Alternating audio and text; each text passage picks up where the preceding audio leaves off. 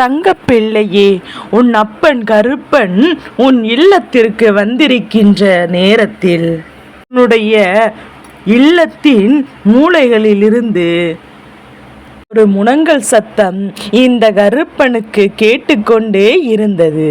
கருப்பன் என்ன சத்தம் என்று எதிர்பார்க்கும் முன்பே இந்த சத்த முனங்கள் அதிகமாகிக் கொண்டேதான் இருந்தது.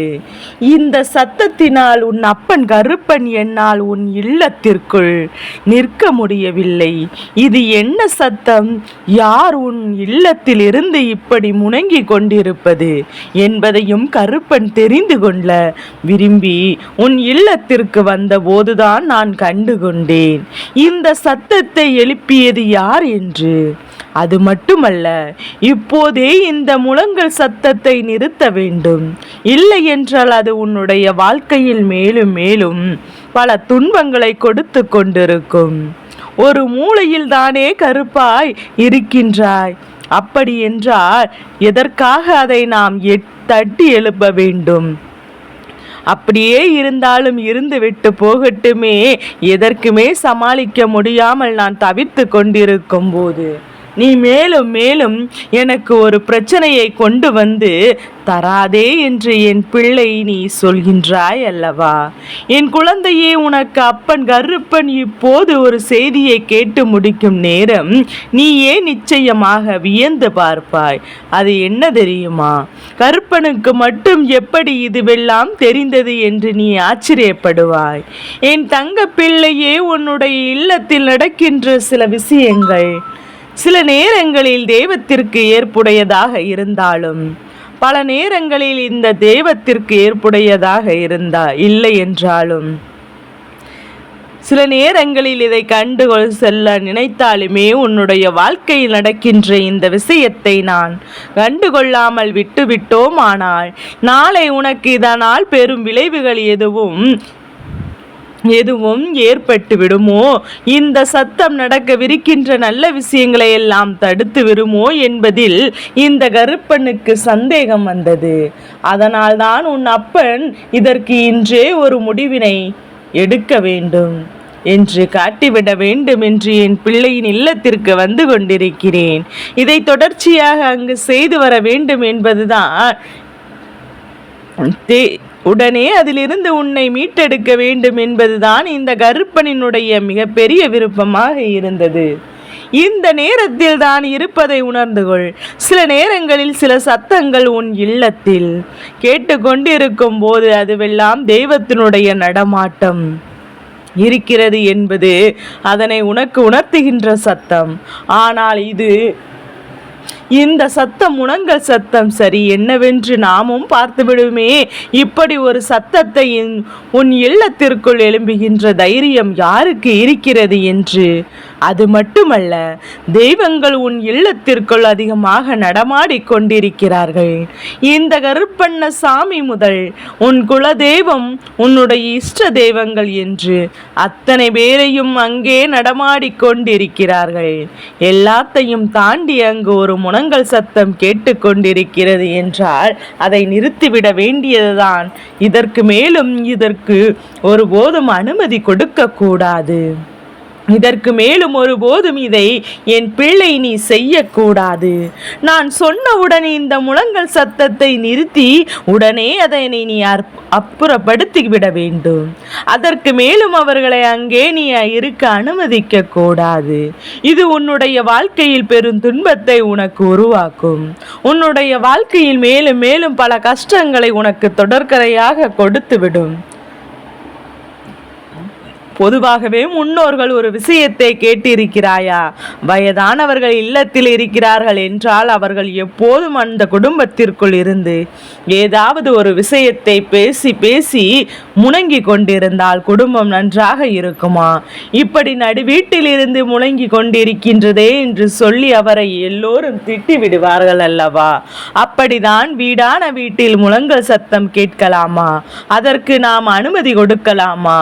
இதை உடனடி நிறுத்திவிட வேண்டும். எதனால் வருகிறது இந்த சத்தம் என்பதையும் தெரிந்து கொள்ளவும் உன் அப்பன் என் வார்த்தைகளை முழுமையாக கேள். என் தங்க பிள்ளையே, கருப்பன் உன்னை பயமுறுத்தவில்லை. உள்ளது எதுவோ அதை தான் உன்னிடத்தில் சொல்ல கொண்டிருக்கின்றேன். இதையெல்லாம் சரி செய்து விட்டால் உனக்கு வருகின்ற பல துன்பங்கள் அப்படியே குணமாயி குறைந்து தொடங்கிவிடும். இந்த வாழ்க்கையில் உன்னை சுற்றி வருகின்ற பல விஷயங்கள் நிச்சயமாக உனக்கு மிகப்பெரிய நம்பிக்கையை கொடுக்கும். என்ன நடந்தது, எது நடந்தது என்பதையும் சொல்லி என் பிள்ளை எதற்காக வருத்தப்பட்டு கொண்டிருக்காமல் உன்னை சூழ்ந்து வருகின்ற ஒவ்வொரு விஷயங்களும் உனக்கான நம்பிக்கையை நீ நிறைவாக பெற்றுக்கொள்ள வேண்டும் என்பதுதான் இந்த அப்பன் நான் நினைத்து விட்டால் உன்னுடைய வாழ்க்கையில் நடத்த முடியாதது என்று எந்த ஒரு விஷயமும் கிடையாது. அப்பன் நான் நினைத்து விட்டால் இங்கு எந்த விஷயமும் இந்த வாழ்க்கையில் உனக்கு இல்லை. அதனால் நான் தருவதை எல்லாம் நிச்சயமாக என் பிள்ளை மனதார ஏற்றுக்கொள்ளவும் இந்த வாழ்க்கையில் உனக்கானது என்று பெற்றுக்கொள்ளவும் நீ துணிந்து விட்டால் போதும். வேறு எதை பற்றியும் என் குழந்தை பெரிதாக யோசிக்க வேண்டிய அவசியமில்லை. உன்னை சுற்றி நடக்கின்ற விஷயங்கள் எதுவாக இருந்தாலுமே அது கருப்பனின் கண் பார்வைக்குள் நிச்சயமாக தெரிந்துவிடும். நல்ல சக்தியோ தீய சக்தியோ ஏதோ ஒன்று உன் இல்லத்தில் இருந்து முழங்குகிறது. அது எதனால் என்பதை நிச்சயமாக இன்றே தெரிந்து கொள்ள வேண்டும். இந்த வாழ்க்கையில் உனக்கு நடப்பதையெல்லாம் நீ என்னவென்று சரியாக புரிந்து கொள்ள வேண்டும். கருப்பனால் உன் வாழ்க்கை நடத்தக்கூடிய விஷயங்கள் ஒவ்வொன்றுமே மேலும் மேலும் உனக்கு பெரும் மகிழ்ச்சியை நடத்திட வேண்டும் என்பதை நீ புரிந்து கொண்டால் போதும். அப்ப நினைத்து விட்டால் இதையெல்லாம் ஒற்றை நொடியில் ஒழித்துவிட முடியும். ஆனால் அதை செய்யாமல் நான் தாமதித்து காட்டுகிறேன் என்றால் அதற்குரிய ஒவ்வொரு சூழ்நிலைகளையும் நீ சரியாக புரிந்து கொள்ள வேண்டும். உன்னை சுற்றி நடக்கின்ற விஷயங்களை எப்போதும் நீ சரியாக என்னிடமிருந்து வெற்று கொண்டாயானால் கருப்பன் உன் வாழ்க்கையில் இருப்பது உனக்கு நடத்துவதும் உன் கண் முன்னே தெரிந்துவிடும். என் பிள்ளையே, இந்த கருப்பன் உன் இல்லத்திற்குள் வந்தபோது ஒரு முனங்கல் சத்தம் கேட்டது. சற்றென்று நான் திரும்பி பார்த்த இடத்தில் இருந்து என்ன தெரியுமா? என் பிள்ளையே, உன்னுடைய இல்லத்தில் இருக்கின்ற ஒருவர்தான். எந்த விஷயம் இல்லத்தில் நடந்தாலும் அதற்கு ஒத்துப்போவது கிடையாது. எந்த விஷயத்திற்கும் குடும்பத்தோடு உடன்படுவது கிடையாது. எல்லா விஷயத்திலும் கேட்டுக்கொண்டு முணங்கி கொண்டு திரிவதுதான் இவர்களின் வேலையாக இருக்கின்றது. நடக்கின்ற நல்ல விஷயங்களை கூட இவர்களின் முழங்கல் சத்தம் கேட்டு தடுத்து நிறுத்தி விடுகிறது.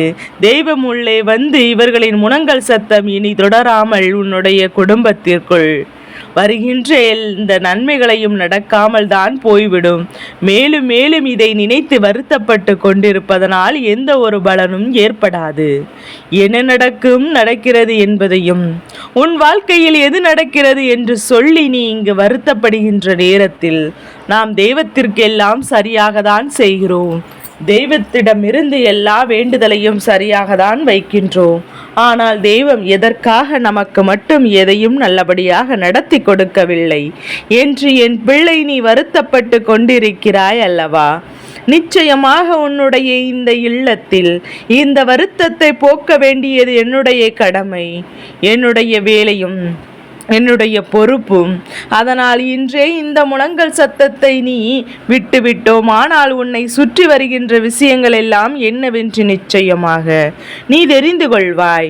இப்படி ஒரு நல்ல காரியம் நடக்கும் போது கூட இல்லத்தில் இவர்களின் முழங்கல் சத்தங்கள் தான் அதிகமாக இருக்கின்றது. நான் சொல்வதை இவர்கள் எங்கே கேட்கிறார்கள்? நான் ஒன்று சொன்னால் இவர்கள் ஒன்று செய்கிறார்கள் என்று உன்னுடைய கருத்துக்கு கருத்து மாறு கருத்து தெரிவிக்கின்ற விஷயங்கள் வாசல் வரை வந்து திரும்ப சென்று கொண்டிருக்கின்றது. என் பிள்ளையே, உனக்கே சில நேரங்களில் அது மனதிற்குள் தோன்றுகின்றது. என்ன இது நல்ல காரியம் நடக்க இருக்கின்ற நேரத்தில் கூட இவர்களுடைய தேவையில்லாத வார்த்தைகள் வருகிறதே, என்ன செய்தாலும் அதில் குறுக்கிடுகிறார்களே, எந்த விஷயத்தை நாம் செய்ய நினைத்தாலும் அதில் இவர்களுடைய தலையீடு வருவதோடு மட்டுமல்லாமல் நமக்கு நடக்கின்ற நன்மைகளை கூட இவர்கள் தடுத்து நிறுத்தி விடுகிறார்கள் போல. என் பிள்ளையை நீ வருத்தப்பட்டதும் எனக்கு தெரியும் அல்லவா? கருப்பன் இதையெல்லாம் தெரிந்து கொண்ட பிறகுதான் உன்னிடத்தில் சற்றென்று இந்த விஷயத்தை சொல்லிவிட வேண்டும் என்று வந்திருக்கிறேன். என் பிள்ளையை இனிமேலும் இவர்களை திரும்பி பார்க்க முடியாது. இவர்களுடைய எண்ணங்கள் உன்னால் மாற்றிவிட முடியாது என்பதையும் நன்றாக புரிந்து கொள்ள வேண்டும். இவர்களை இனிமேல் ஒதுக்கி விடுவதும் உனக்கு நல்லது கிடையாது. என் பிள்ளையே, இப்போது என்ன தெரியுமா? முதலில் நம்மை சுற்றி இருப்பவர்களுக்கு நடக்க வேண்டும் என்ற எண்ணம் இல்லாமல் இவர்கள் நடந்து கொள்கிறார்கள். உனக்கு இருக்கின்ற கஷ்டங்கள் எல்லாம் என்னவென்று நன்கு அறிந்தவர்கள். உன்னுடைய இந்த நிலையில் ஒரு மாற்றம் வந்தால் அது உனக்கு சந்தோஷம்தானே? நீ அடுத்த கட்டத்தை நோக்கி பயணித்து அவர்கள் மகிழ்ச்சி தானே அடைய வேண்டும் என்பதையும் அதை விடுத்து நல்லது நடத்த வேண்டுமோ? எங்கே உனக்கு வாழ்க்கையில் சந்தோஷம் கிடைத்து விடுமோ என்று சொல்லி இவர்கள் நடக்கின்ற அத்தனை விஷயங்களுக்கும் முழங்கல்களை கொண்டு வருகின்றார்கள் அல்லவா? இந்த முழங்கல் சத்தத்தினால் தெய்வம் கூட நிச்சயமாக மனதளவில் அமைந்தடைந்து விடார்கள். இவர்களுக்கு தானே நல்லது நடத்த நாம் வந்திருக்கிறோம். என்னவென்றால் நல்ல விஷயம் நடந்து கொண்டிருக்கும் போது ஒரு மூலையில் உட்கார்ந்து முணங்கிக் கொண்டிருக்கிறார்களே என்று வந்த வழியே திரும்பி சென்று விடுகிறதே என்று என் பிள்ளை நீ நினைக்கலாம். கருப்பா, இதில் என்ன தவறு செய்தேன்? நான் எந்த தவறும் செய்யவில்லையே. அப்படி இருக்கும்போது இதில் எனக்கு தண்டனை கொடுக்கலாமா? எனக்காவது நாம் நினைத்ததை நிறைவேற்றி கொடுங்களாமே என்று நீ சொல்லலாம். என் குழந்தையே, நீ சொல்வது சரிதான். ஆனால் இவர்களுடைய சிந்தனைகள் உன் இல்லத்தில் முழுக்க நிரம்பி இருக்கும் போது அங்கே எதிர்மறையான விஷயங்கள் அதிகமாக நடக்கின்றது. அது மட்டுமல்ல, இவர்கள் வேறு யாராகவோ இருந்திருக்கும் பட்சத்தில் இதை தெய்வம் கண்டுகொள்ளாது. ஆனால் உன் இல்லத்தில் இருக்கின்ற ஒருவர் என்னும் போது தெய்வம் அதை விட வெளியே வர முடியாது. இதையும் கணக்கில் எடுத்துக்கொண்டு உன் இல்லத்திற்கு வராமையே நிற்கிறார்கள் தெய்வம். ஒன்று, வீட்டில் முழங்குவதை நிறுத்து. இல்லை, இவர்களை விட்டு நீ தனித்து நில். அப்போதுதான் உனக்கு நல்ல காரியம் நடக்கும். இந்த வாழ்க்கையில் மேலும் மேலும் உனக்கு கஷ்டத்தையும் துன்பத்தையும் கொடுத்து பல வேதனைகளையும் கொடுத்து உன்னை சிக்க வைத்து எப்போதுமே நீ சந்தோஷப்படும் போதெல்லாம் அதை பற்றியும் அதை பார்த்தும் பொறாமை கொண்டு நீ சிரித்தால் அது அவர்களுக்கு கஷ்டம். நீ ஒரு நல்ல காரியத்தை நடத்தினால் இவர்களுக்கு இதுவெல்லாம் தேவைதானா? இவர்களுக்கு வசதிக்கு இவர்கள் இதையெல்லாம் செய்யலாமா என்று சொல்லி முணங்குகிறார்கள். இப்படியாக மேலும் மேலும் உன்னுடைய இல்லத்தில் பல துன்பங்களை நடத்திட இவர்கள் பல முயற்சிகளை செய்து கொண்டிருக்கிறார்கள். இவர்களை என்னவென்று எதுவும் நீ இவர்களின் வேண்டிய நேரம் இது. இவர்களின் சிந்தனைகளை எல்லாம் உன்னுடைய வாழ்க்கையில் நடத்த விடாமல் இதிலிருந்து வெளியேற வேண்டிய இந்த கருப்பன் சொன்னது போல என் பிள்ளை, இந்த முழங்கல் சத்தம் இவர்களுக்குள் தொடருமாயின் இவர்கள் இந்த இடத்திற்கு பொருத்தமானவர்கள் அல்ல என்பதை புரிந்து கொள். உடனே கருப்பன் சொல்லும் போது மனதில் தட்டுப்படுகிறதா? இல்லையா? யார் செய்து கொண்டிருக்கிறார்கள் என்று இதையெல்லாம் உன் இல்லத்தில் இருந்து நடத்துகிறார்கள் என்றும் உனக்கு தெளிவாக தெரிகின்றதல்லவா? இவர்களை மனமாற சொல்ல வேண்டும் என்று இந்த இடத்தை விட்டு விலகி சொல். இல்லாத பட்சத்தில் என் குழந்தை நீ விலகினில். இதுதான் உனக்கு நல்லது. உன்னுடைய இல்லத்திற்கும் நல்லது வேண்டுமென்றே உன் குடும்பத்திற்கு நல்லதை நடக்க வேண்டுமென்றால் செய்கின்ற இவர்களை ஒருபோதும் என் பிள்ளை இனி உன் வாழ்க்கைக்குள் நீ அனுமதிக்காதே. உன்னை சுற்றி நடப்பது எல்லாம் என்றும் என்றென்றும் இந்த வாழ்க்கையில் உனக்கான பெருமகிழ்ச்சியை கொண்டு வந்து கொடுக்க வேண்டும் என்பதை நீ புரிந்து கொள்ள வேண்டும். எல்லா மாற்றங்களையும் இந்த கருப்பன் உனக்கு தந்து கொண்டிருக்கின்ற இந்த நேரம் உன் வாழ்க்கையில் மட்டும் எப்போதும் பிரச்சனைகள் இவர்களால் வந்து கொண்டிருக்கின்றது. நீ நினைக்கின்றாயா உன் இல்லத்தில் நடக்கின்ற பிரச்சனைகள் எல்லாம் சாதாரணமாக நடக்கிறது என்று? எல்லாம் சரியாக நடந்து கொண்டிருக்கும் போது இவர்கள் இல்லத்தில் முழங்கி கொண்டிருப்பதும் எப்போதும் தேவையில்லாத கெட்ட வார்த்தைகளை பேசி கொண்டிருப்பதும் உன் குடும்பத்திற்குள் மேலும் மேலும் பிரச்சனைகள் தான் உருவாக்கி கொண்டிருக்கிறது. நன்றாக இருக்கின்றவர்களுக்கு இடையில் நிச்சயமாக மனக்கசப்புகள் ஏற்படும்.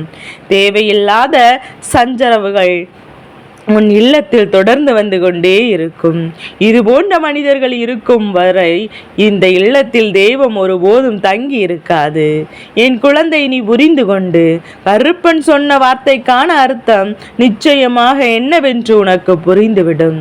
என் தங்க பிள்ளையே, இந்த கருப்பனின் ஆசீர்வாதங்கள் எப்போதும் என் பிள்ளைக்கு முழு மனதோடு கிடைத்து கொண்டே இருக்கும்.